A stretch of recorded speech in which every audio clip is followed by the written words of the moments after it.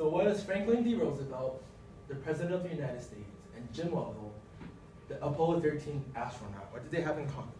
Well, just like 73 million other people in the United States, they are only children. So, who cares about only children? Well, from the 1960s, the 10% of the population increased from being children with siblings to children with no siblings at all. This is due to many factors. One of them is urban population. The urban population in the US is doubling every single year, which is causing less living space for families to live in the city. Another reason of this is financial reasons. It now costs $240,000 just to raise one child alone without going to college. And that is a lot of financial stress for parents to take care of. Last reason is because women aren't working today and they want to be financially secured and have a job ready to raise their children. So what is it like being an only child? Well, being an only child is fun. Being an only child is fun. You talk a lot with your parents, you make friends, you're close to people, but there are some downsides to it. People always ask you this question: are you spoiled? Are you lonely? And I often feel judged for no reason. Just because I'm an only child doesn't mean it makes me who I am. So. True.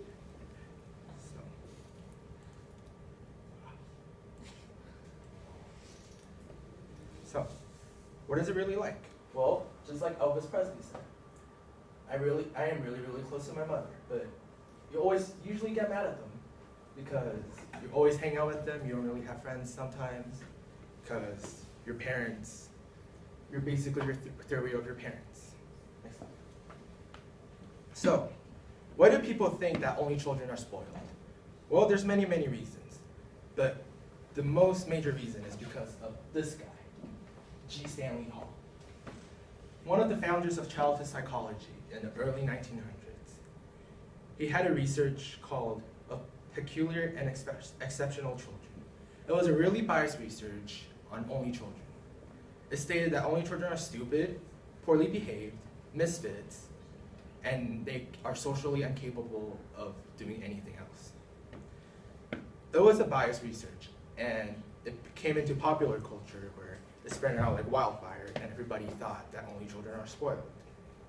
Well, on the other hand, new research today, like Tony Falbo, who had a decade-long research on only children, found that only children are actually no different than people with multiple siblings.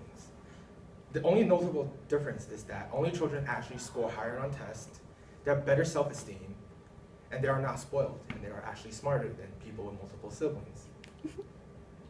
Of course, there are people, only children, that are spoiled, but that is not because they're only children. That's because their parents raising how they raised them. It is not the children's fault that they are spoiled or not.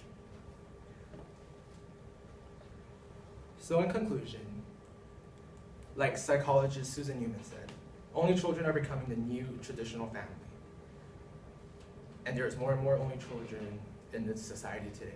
And it's important for us to understand what is it like to be an only children, so the next generation of kids can grow up without feeling any stress or prejudice. That's it. Thank you.